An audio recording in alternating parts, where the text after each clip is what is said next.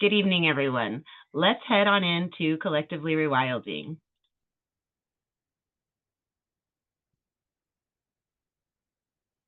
All right, here we are in Collectively Rewilding, and it says new activity. You just click the button. It'll show you whatever has happened since the last time you were in that space.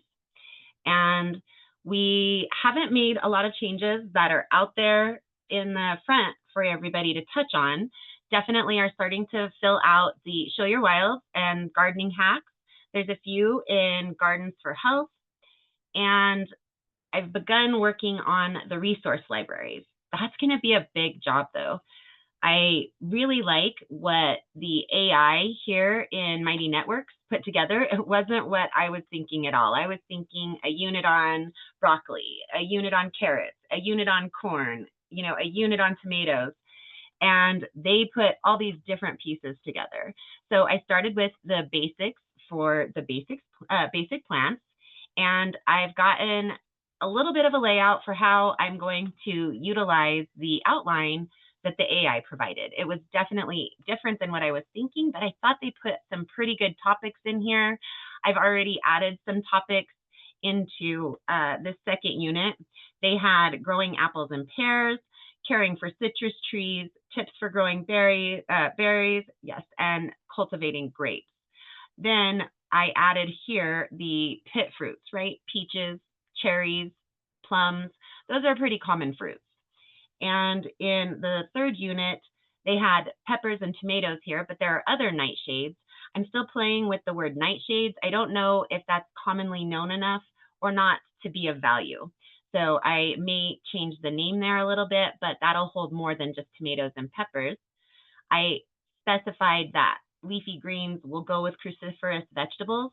Sometimes people put them in that same grouping and sometimes they don't, but they're very similar. They have similar needs and they're more cool weather plants, and they all produce similar sets of nutrients and things. So they go very well together. Then at the very end, I also added raising legumes. So your peas, your green beans, your pinto beans, your white navy beans, those types of vegetables. And the rest of it is something that AI put together. And then I have to flesh it out because it isn't my vision, right? So it's been very interesting. I'm really looking forward in getting this together for you guys and putting it out there for you. I think it'll be very, very useful. The same thing for both of these other units. I had this idea of broccoli, carrots, corn, and they came up with something completely different, but each one of them has value. I will have to do one at a time, of course. So I thought basics for the basic plants would be the best one to begin with. You have grow the best vegetables. I mean, I thought I was pretty clear on what I was looking for, but they have a completely different mindset here, making sure that all of the conditions for your fruits and vegetables are ideal. Soil preparation, your composting, which is a constant topic here, right? We've had multiple questions come up around composting. Climate considerations is something that I talk about all the time with you guys, the extreme weather events, and how do we continue to garden for the types of plants that we really want with these variations in weather that can be so extreme.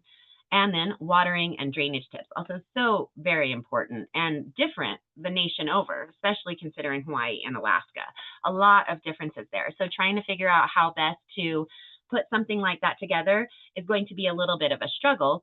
And that's why, of course, we have all of our individual regions for the states here, so that overall mentality, Pacific states with the warmer weather and the influence of the Pacific Ocean, Hawaii, the most extreme example of that, Alaska, a different type of extreme in that same grouping. And, your mountains and your deserts, of course, some states have both, your plain states and all these different types of larger microclimates, right? Utah has a different climate than Maine, has a different climate than Alaska, has a different climate than Texas. So those are like large environments because we've given them these human boundaries. Within those boundaries, there will be true micro niches or micro environments in Texas as a great example. You have your coastal area, very different from the desert in the west, and so much city in the middle. Each of our states has all of that kind of variation, right? And so trying to put an overall lesson on something like watering and drainage is very challenging. Composting techniques, soil preparation, and climate considerations, while each of us have different sets of weather extremes that we're going through, covering how to handle the obvious differences within those weather extremes, whether it's wind, heat, cold, excessive water, excessive drought. It doesn't have to be so varied. Those are the extreme weather events. And then in looking at that lesson, which one of those do you have to deal with, or two or three, whatever the case may be on any given year even, right? And so then you go into the maintenance of the plants, how to keep them healthy. And finally, you're harvesting. They call this one maintenance, but to me, no, that's true. Selecting and planting vegetables, I should have looked at it a little more closely. Again, when I don't create it, it's a little harder for me to wrap my mind around. I do think that they're really interesting topics, though. What do you guys think? Are you interested in seeing this type of information, or would you rather see broccoli, carrots, corn? I personally feel like this is a pretty broad selection of items and gives you a good place to start looking if you have questions about any of the sections. So it might be a good place to start at least. I really liked what they put together. We've touched on all of these topics, but not necessarily in an organized structure, right? And when you're setting things up and you may have new ideas you want to implement, or you've never done it before, and having these here at any moment where you can just go in and check it out and see what the different thought processes are out there to pick your own right path, right? Anyone else? Let's see if Benny has something to say in the chat. Oh, he's definitely had some things to say. Oh, wonderful. Yolanda, you were able to join us. I'm so excited about that. I definitely have some things to talk to you about. All right, so no opinions on that, just lots of greetings and support and encouragement from Benny. Such an amazing, supportive personality. He's always out there helping people. It's just amazing.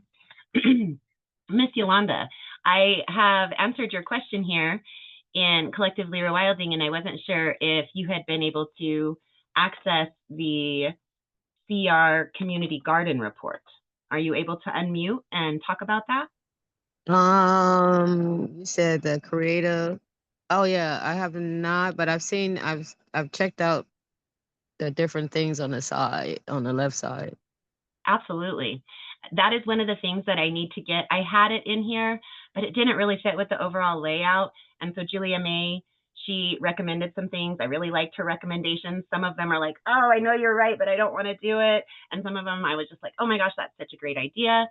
She was right. The area I had stored it in, it just didn't fit our overall messaging here. So we're going to be having things like that in the resource library. That's when I don't need any thoughts from AI on. I certainly know what resources are out there to a large degree, right? But let's go ahead and get that report into your hands. Just pull up a new tab and head into the guidelines for Lesko Help 2, where I have all of this information stored. This is actually a Collectively Rewilding report, but I absolutely hand it out in Lesko Help 2 as well. And so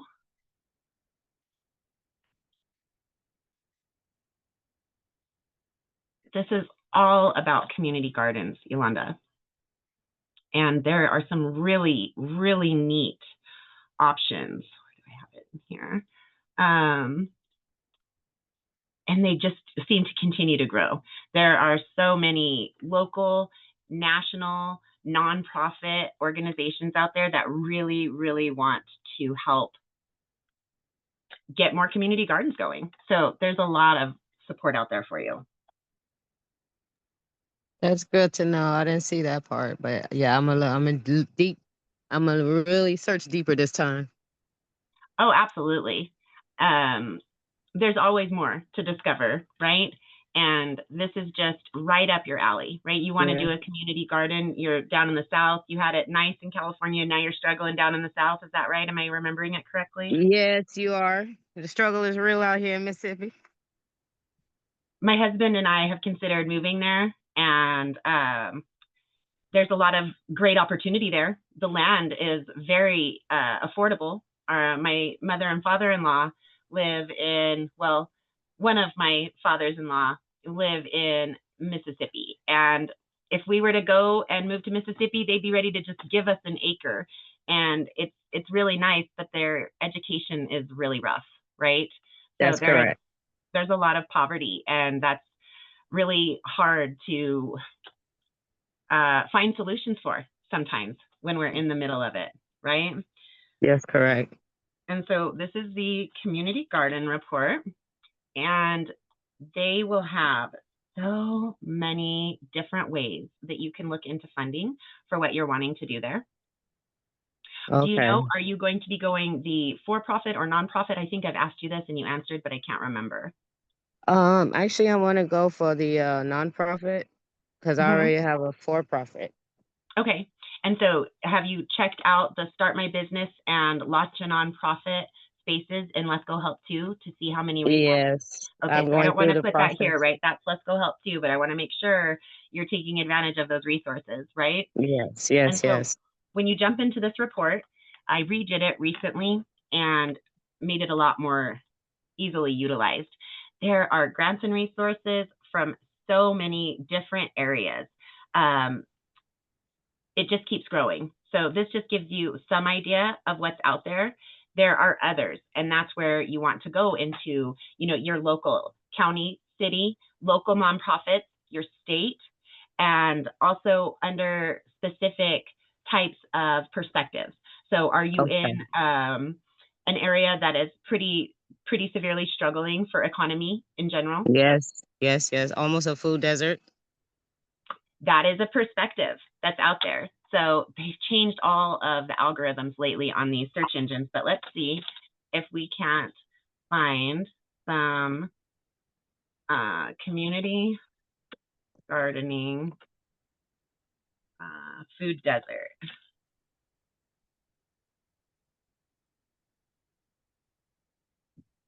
Okay, so of course the USDA has a ton, but they're going with Ohio. Can you remind, oh yes, Mississippi. Let's put that right here at the front so that it's going to give us some more specifically relevant since it's trying to tie it to a region already.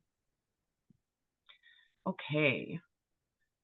Let's Plant Community Garden Grant. This is specifically Mississippi. That's what I really wanted to see. I have a ton of material out there for you that you will absolutely be able to apply for, but you want to get in on that local stuff as well. And that's where you really get the support, the networking, and the awareness in your community. A lot of times is working more with those local programs, right?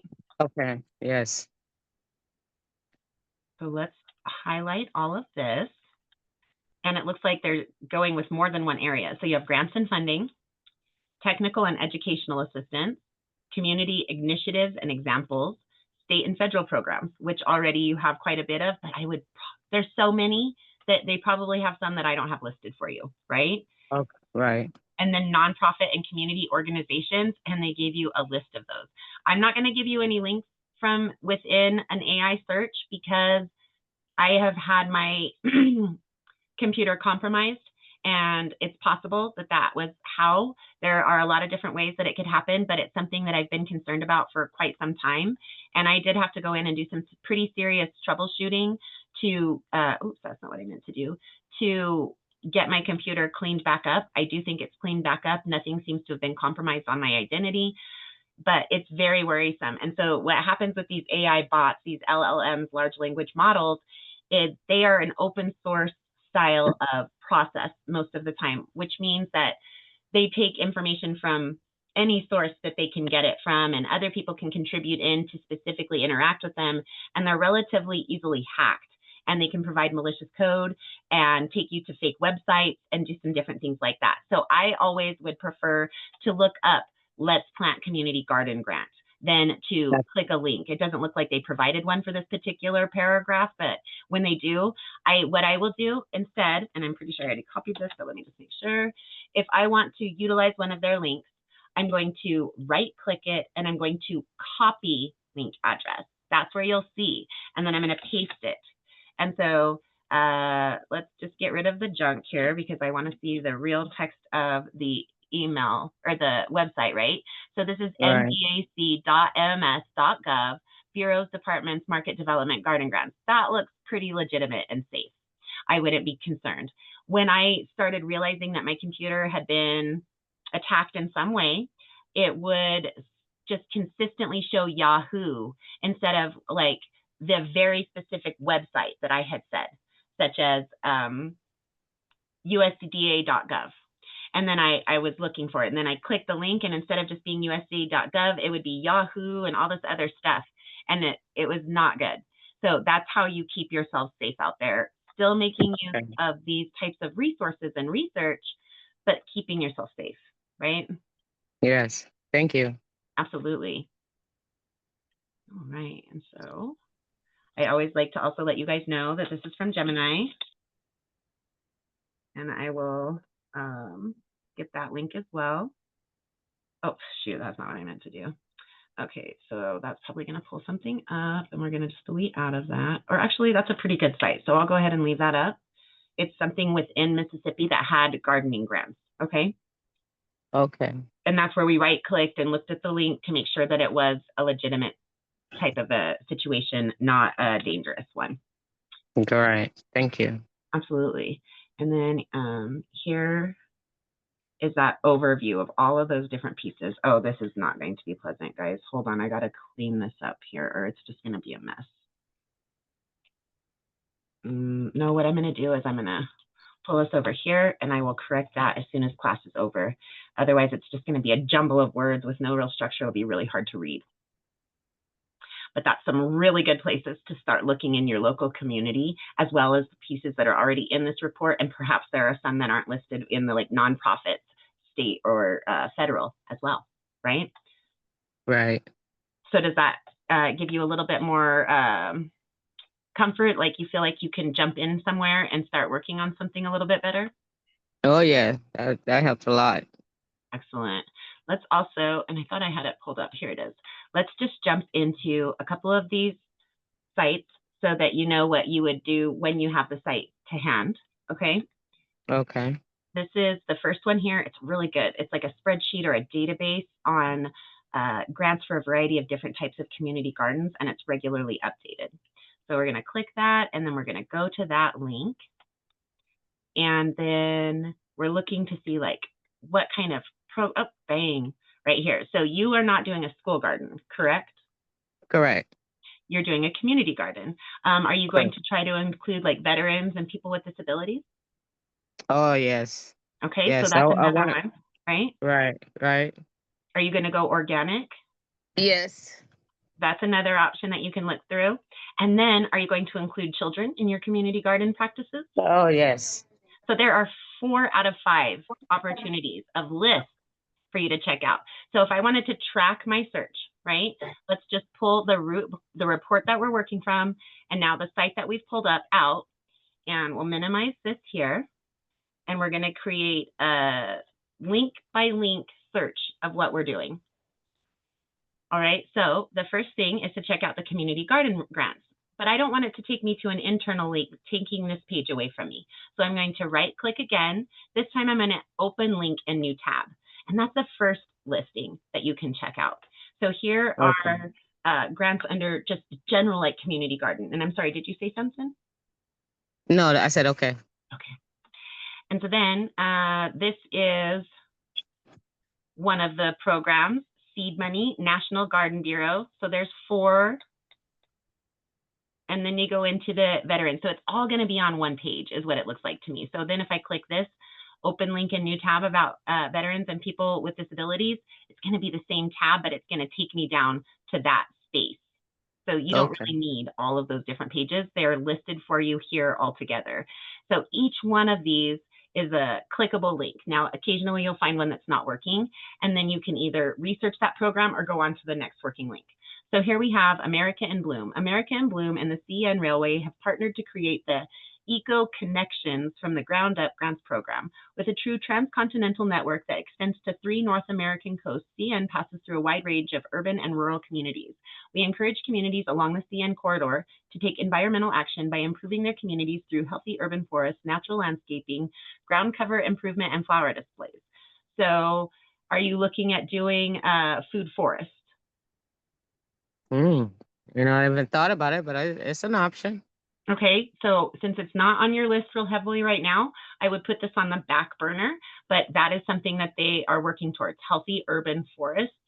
Food forest might fall under that definition and be close to what you're talking about as a community garden, okay? Right. We're gonna move on because that's not perfectly in line, right? It doesn't mean that we eliminate those possibilities. What it means is we look for more likely possibilities first.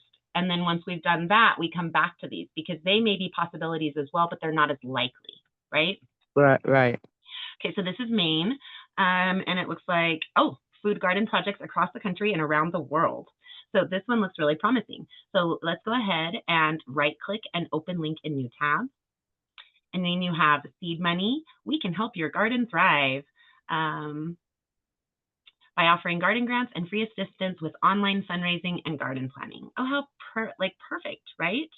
Right. Let's see. They have signing up for the email, but that's not really what we're looking for. We might do that, yes, but that's not where we're really trying to work here. Okay, grants ranging from 100 to 1,000. Projects keep 100% of what they raise. So this is when they do a crowd granting program, help you to raise funds through a GoFundMe style of project, right? Then this is more what we're really looking. What grants does Seed Money offer? Seed Money offers 3 types of garden grants all through the same application. 1, challenge grants ranging from 100 to 1,000. The more a project raises through crowdfunding, the larger the grant it qualifies to receive.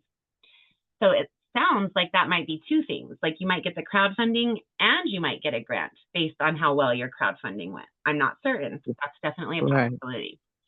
Okay. Geographic interest grants of 100 to 300 for projects located in Maine or the Global South. I don't think you would be considered the Global South. Certainly the South in our country, but I would think more like Mexico and South America would be the Global South. I would want to pursue it further, but that's what I'm thinking there, right? Okay. And I think you're in the planning stages for your garden. Is that correct? Yes. Garden planning grants.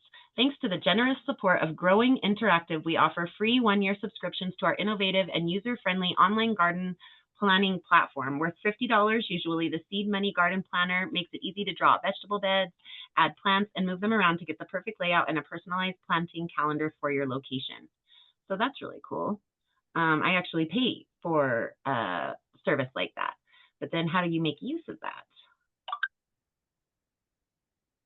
So these are different things, right? But you still can't click on it. To apply, go to donate.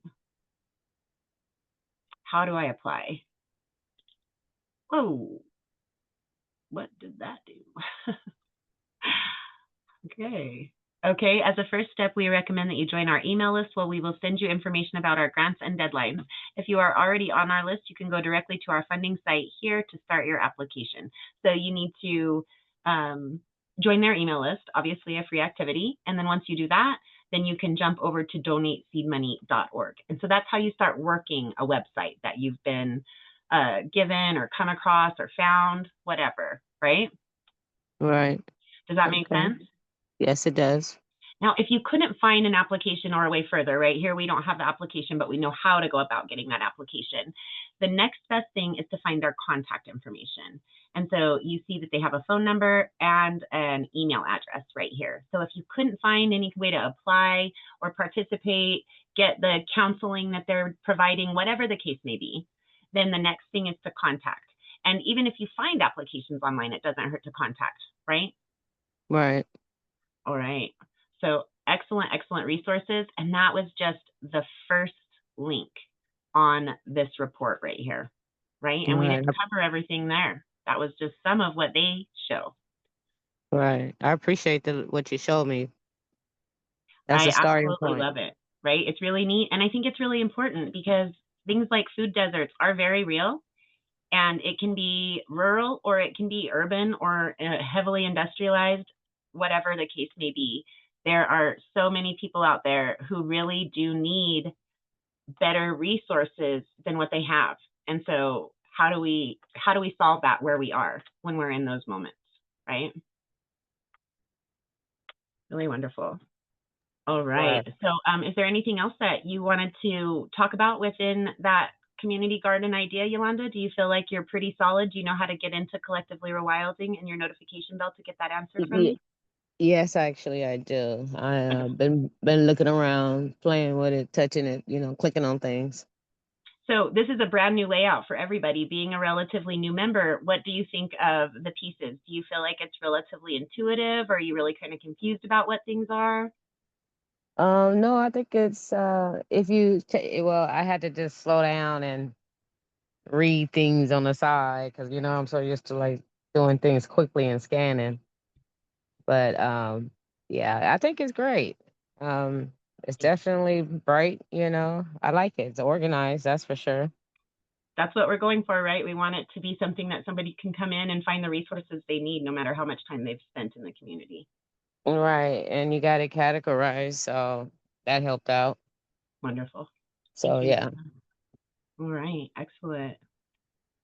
Well, does anybody else have anything that they'd like to throw out there like that? I definitely have some things I can talk about that we've been doing here as Collectively Rewilding. But again, moving dirt and moving sticks, there's only so much that you can say about that, right?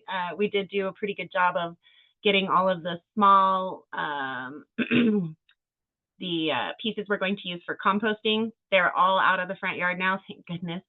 And we have gotten the medium to small sticks and branches broken up and started separating those so that we have a pile of kindling and a pile of burnable or Hugel cool tool material for some of the thicker branches. With these mounds, of course, if you were on an agricultural property and you were doing berms and swales, the dip down being the swale. I'm not sure if Yolanda's heard what a berm and swale is. It's a formation that you make in the soil and you dig a dip or ditch down, which will retain water better. And then you take that soil and you put it as a mound behind the ditch, which will increase the runoff into the ditch and also be an extension of additional water storage. Well, we're also going to be adding Hugel Kultur material into our berms, into those little mounds, which means that we're going to take pieces of wood, not huge pieces because ours are smaller being residential, and also because we want to make sure the roots have plenty of room to get around each of the wooden pieces that we put in there. They basically become like water batteries. They hold that water. And so now we have all of that broken up. We should, we're probably not going to have time today with these 2 late classes that I do, but we'll get back to it tomorrow. We should have the kindling and the little logs for burning in the fire pit all separated and moved back probably tomorrow, Wednesday at the absolute latest. And then all we have left are the medium to large pile that we're going to use for raised beds as boundaries for the raised beds, and the largest pieces left that we're going to possibly use as a wall in the Wally Peony, the partially submerged greenhouse that we're working towards. So definitely a lot going on, but it's the same old, move that dirt, move that wood. Not too exciting. We did also repot a couple of geraniums that I got recently at Walmart. I wanted to get something out there for the hummingbirds. They had hummingbird feeders on this property, and I don't have time to wash them and refill them each day, with especially as how hot it gets here. That's really necessary to not endanger the health of the hummingbirds. And I felt really bad because there had been those hummingbird feeders and you could see the hummingbirds just circling the property, hoping to find something that they can eat. And so I went to the store deliberately to get geraniums. I like geraniums. They're an herb. They have different types of uses, and hummingbirds do like them. There they were, my geraniums, 2 of them on clearance. I love it when things like that happen. They were still great, healthy plants. They just like all big box nursery plants had been neglected a little bit, and they were starting to get kind of tight in their containers. Really not that much though. When we transplanted them, you could hardly see any of the roots. They were not root bound or creating a huge wound up root ball. So I got 2 half-price geraniums that were still pretty well full health, and they just look so nice in their new pots. They're some of the only color in the backyard with the death and lack of life in the soil. You know, we've got some green out there from weeds, a couple little small patches with some other than weeds, even a few really pretty flowers in the sunken garden area over here, but they're pretty well consumed by the weeds as well. The only reason they did as well as they did is because I did allow the weeds to begin the ground cover process so that the soil that was already nearly dead soil would have more aeration. The weed roots start to break up that compacted soil that happens when soil becomes dead, even if it isn't driven over by machinery all the time. It's the more death that occurs to the life in the soil, the harder your soil will become until you have those huge cracked patches like you see sometimes in agricultural land where they've kind of overused their soil and they're letting it go fallow for a while. They're not really doing anything with it. The soil is practically dead and useless. They have to completely chemically amend it to bring it back from that point while they let it go fallow. Going fallow in its truest sense should mean that a patch of soil is definitely a viable patch of soil, but you've run through the process of putting, nightshade plants in that patch. Then you did some brassicas and greens. Then you did, a root plant like potatoes or perhaps something like a pumpkin. And so you've gone through the majority of the designations for rotating your crops on a piece of soil so that you're never depleting the soil completely. Each type of plant uses different nutrients and leaves behind different nutrients. So when you rotate the types of plants, you keep your soil healthier. Well, then after you've gone through all of the groupings, there's supposed to be a season that you let your land go fallow, meaning that it just exists and whatever plants come on it, and you're not really tending it, you're just letting it go and breathe and be free. Then it replenishes it and you come back in and you start your groupings again where you rotate through the different types of crops. They've had pasturage that is, not pasturage, but they've had acreage in the European communities, such as the Sistine Chapel and the monks that live there, that they've worked the same ground for 1,000 years already. And it's still healthy because they actually tended the life of the soil. They didn't just overuse it to get every spare little bit of, in the end, money out of a plot of land until they had to spend money to put fake nutrients back into the soil through chemical fertilizers and things like that, right? So did you get any hummingbirds? They still have been here. I saw one approach a poppy the other day, but I think that they're really leery of us. So I haven't seen any of them feeding, but they're definitely around. They're very dark. They are hardly iridescent at all. It's a very unusual hummingbird. And the dragonflies are really weird too. They have like these 4 lumps on their back instead of your typical streamlined dragonfly where maybe it has a big, I think it would be the thorax right underneath its wing structure when they start to get larger, but it's still basically that same streamlined look of a dragonfly. And these look like they have growth coming out of them, like 4 growths on the top. I think they look like helicopters. They're very, very strange creatures over here in Tooele, Utah. We also have that hybrid wasp, right? Like there's some odd things going on in the plant life. So unless the sun just hits them right, a lot of times you won't see the iridescence on the hummingbird. Well, there are some that are iridescent, and then there are some that are just, they're really, really dark. They're almost black. And perhaps they do have some iridescence if seen in just the right light, but I see them all the time in various levels of cloud and sun and different places on the property, and they don't appear to have almost any iridescence. So very unusual plant and animal life here. So something to get used to, being so close to home, but still so different, unusual. All right, everybody. Any other thoughts? That's pretty much what we have going on here in the platform and here in the garden.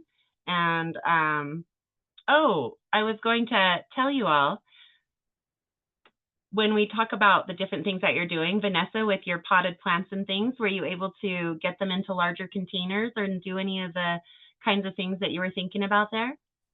Yeah, I got 2 of them in larger containers. One of them is like have like little baby bell peppers coming out, 3 of them.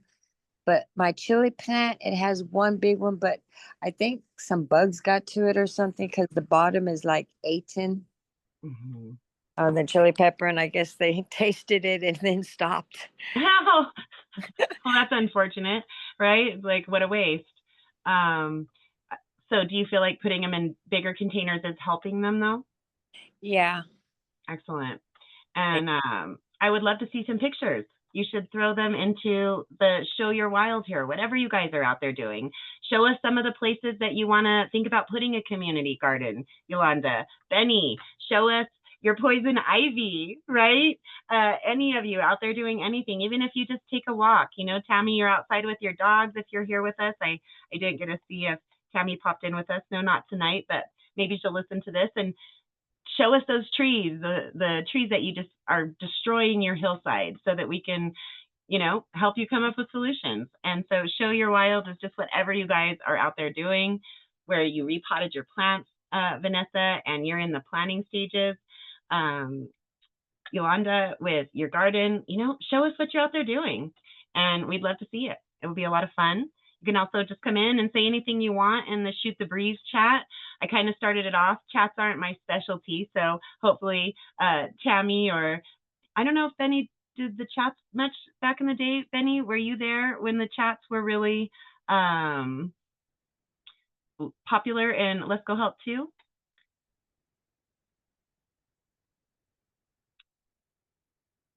And so Benny does have some questions for us. He says he would love to create a garden, but he still hasn't had any time to do anything yet.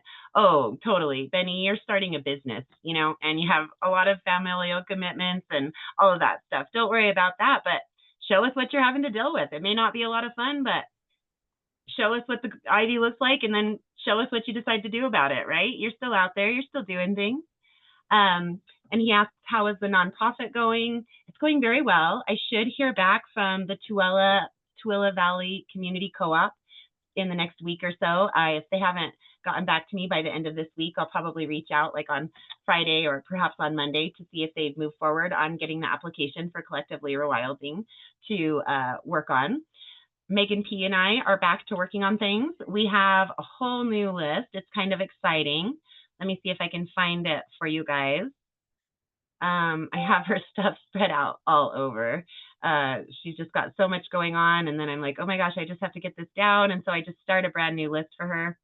Let's see if it's on Megan's list. I think that's what it is. So this is going to be the secondary list. So you get your first one, you know, we've got our checklist for starting a nonprofit.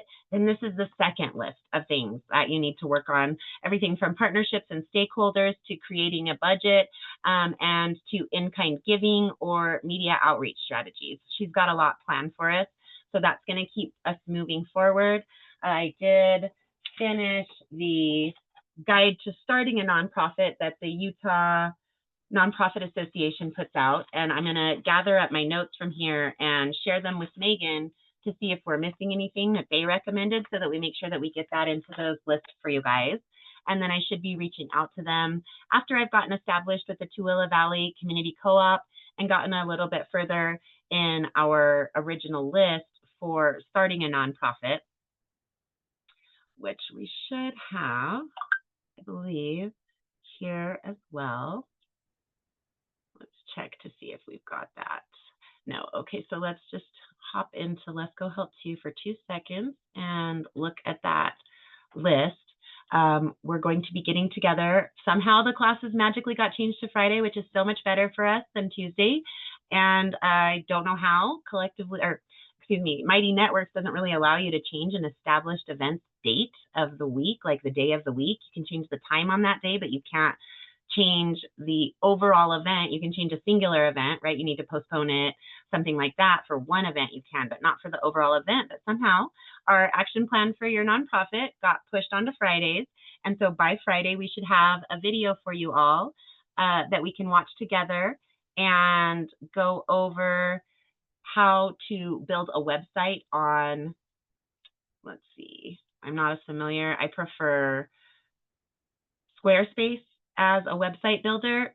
However, right now I'm not interested in paying for another website. So we're going to use the one Megan recommends. It's going to be our fourth step here. The 48 and 48 is a free website, but you have to have your nonprofit status already designated. So that's not available for Collectively Rewilding yet. So we're going to go with the cheapest paid hosting option, Visit Hostinger. So we'll show how to work through this Hostinger, and I've never experienced it before, so I'll be experiencing it brand new with all of you as well, and really go over how to build a website on Hostinger. And that's what we'll be doing as far as the nonprofit in the upcoming few days here, Benny. Thank you for asking. It's so exciting, but I don't want to go on and on about it too much, right? I don't know how much people find that interesting.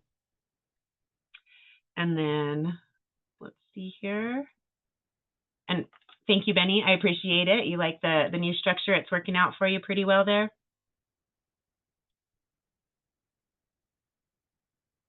We'll give him a second.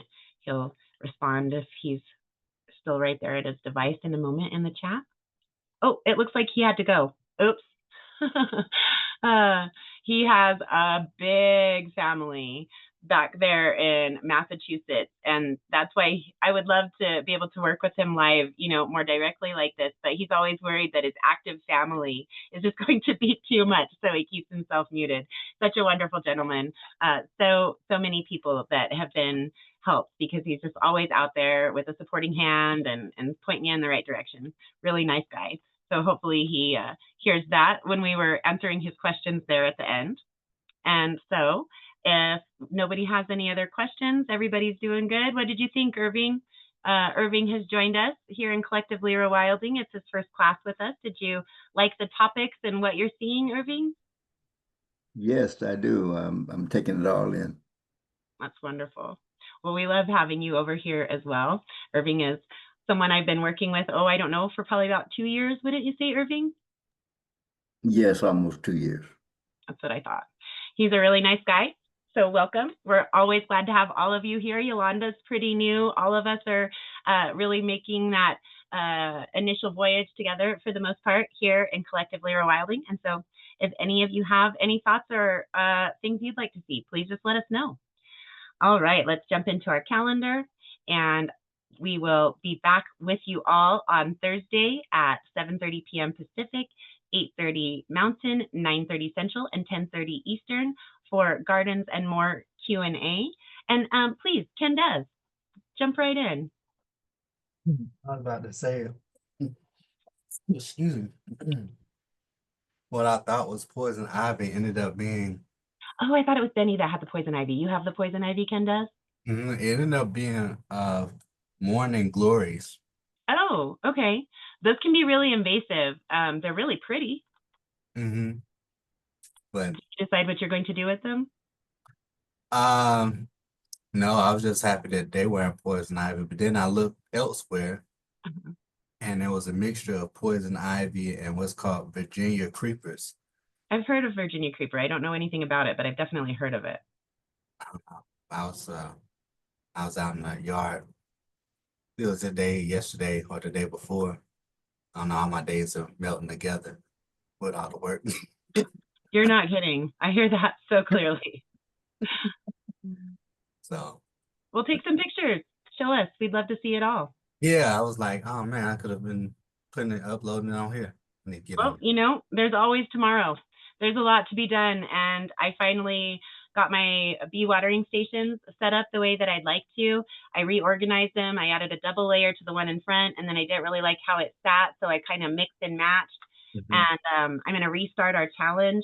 There's a better way to go about it. Miss Julia May is going to point me in the right direction, and we're going to add like maybe a badge or some points or something fun to it to get people motivated to put out a bee watering station.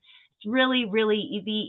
super hot here. It's not showing currently, but we're at 85, right? And it's almost 8:30. It was at least close to 95. I know that in the later part of the afternoon, it was 92. So it's really hot here, and it's not humid.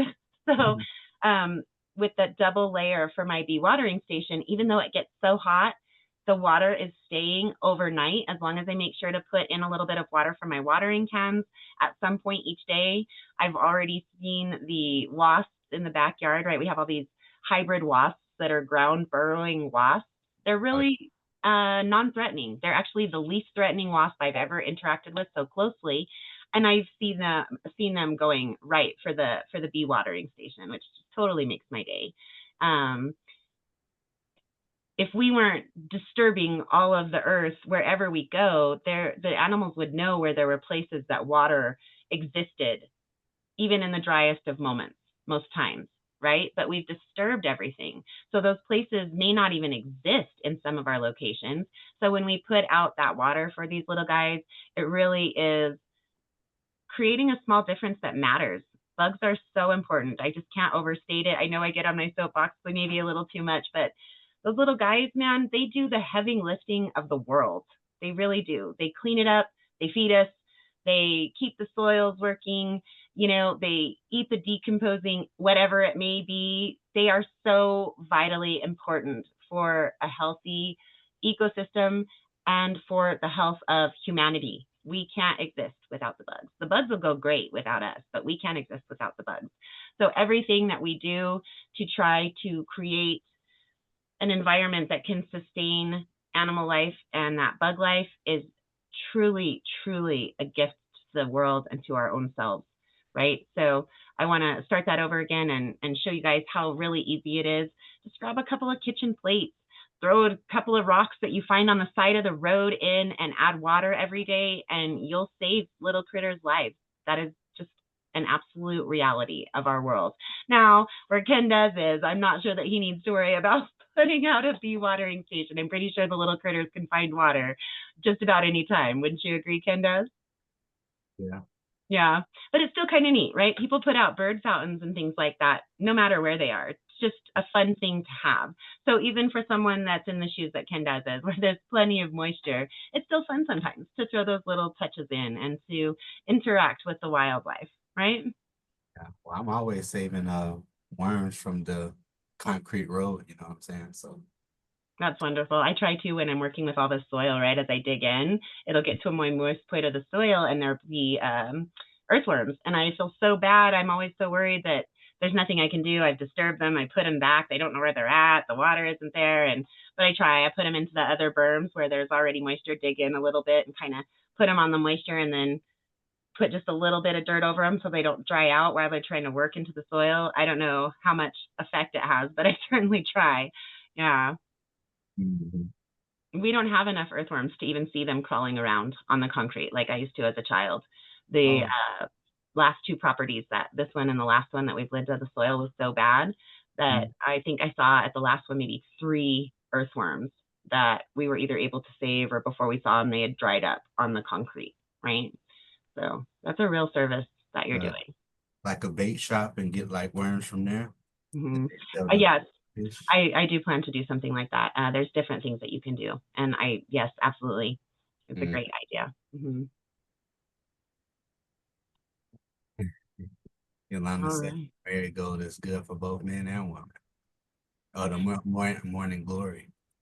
Morning Glories are gorgeous. And they actually have some psychotropic effects if you know what you're doing, but please don't mess around with it if you don't know what you're doing. It's very, very, very dangerous, but they are incredibly prolific. They will take over in a lot of locations.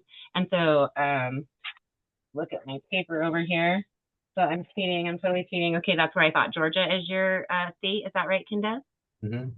Let's just take a quick peek and see if Morning Glory is invasive in Georgia.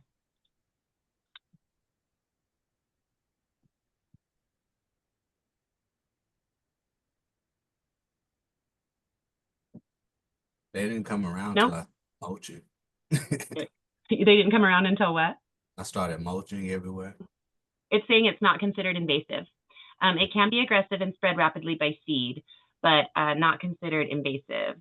It's not bindweed, right? That's one of the weeds that I allowed to stay in the backyard, knowing that they were going to do damage to other plant life, just because it's putting out a ground cover, which is helping that soil to heal. So, you know, it's a kind of a catch-22. Do you allow the weeds that you know are going to do damage to plants that you may want so that you get that health, or do you let the plants that you really want struggle and maybe not even make it because the things like bindweed aren't there, right? So Morning Glory, they have much larger, generally some purple to their flowers, whereas bindweed, what you just see on the side of the yards going up and down a neighborhood street, and it has a little flower and it has maybe some pink to the white elements, but much less color. That's the difference, Morning Glory versus bindweed, right? While Morning Glory grows like crazy and can be a vigorous grower, common Morning Glory is primarily an annual that spreads by seed and is generally easy to manage by pulling up seedlings or controlling seed production. Bindweed, it's very aggressive, and its root system is, they spread not only through probably seeds. I've wondered if their flowers make seeds. I've never seen any, and I've loved those flowers since I was a small child, right? So they're part of nature's plan too. They have their place, and the soil is dead here on this property. So I had to decide, did I want to allow them, or did I want to pull them up and fight them over the next, 4 or 5 years really heavily? I chose to allow them because the soil was nearly completely devoid of life, and allowing those non-prickly, sharp kind of weeds to exist will really, really bring back the soil health much more quickly if I don't want to use chemical interventions, right? While some Morning Glory species are native to Georgia, others are not and can become naturalized and potentially aggressive. So again, I would check with something like that. Picture this plant app that we talked about, I think, last week. Is that right, Candace? Did we go over that? Mm-hmm. I would check to make sure that it is a native Morning Glory species to Georgia, or you might still have some problems with it. Okay. Where we're at, here we are. Anything else, Candace, or anyone that you'd like to just throw out there we can talk about before we shut class down tonight? All right, everybody. Really loved working with you all. It was really neat to be able to dive deeper into some of the things that you guys are doing out there. And I would really love to see your pictures. So just throw them up there and show your wild. It doesn't matter if it's a grandiose adventure or the smallest little potted plant that you brought home and saved from Walmart, like what I did with my geraniums. I would love to see what you're doing. I know we all would. So please throw that good stuff out there, and hope to see you all this Thursday. Please feel free to unmute your mics, everyone, and say good night. Good night. Good night. Good night, everyone. Good night, guys. Good night. Thank you. Thank Have you. a great Good week. night. See you. Bye, everyone.